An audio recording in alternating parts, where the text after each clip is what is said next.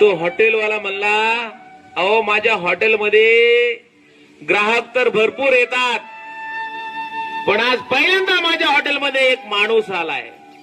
कोण आलाय? ग्राहक तर भरपूर पाहतो मी रोज, पण आज मी माझ्या हॉटेलमध्ये माणूस पाहिलाय. कोण पाहिलाय?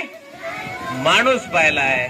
आणि मग ती लस्सीची ऑर्डर आली. सगळ्यांनी लस्सी घेतली. त्या आजीने लटकत्या हाताने लस्सी घेतली आणि लेखकानं त्या ऑफिसरनं काय केला, त्या आजीला निरोप दिला.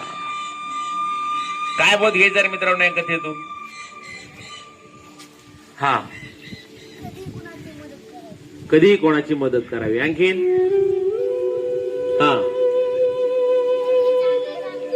कधी चांगलं काम करायचं. बरोबर. आणखीन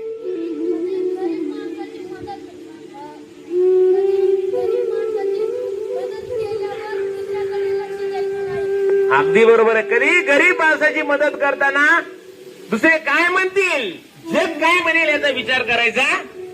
अरे जग आहे हे. आपण म्हणतो ना, या जगाचा विचार केला तर आपलं जगणं अवघड होईल.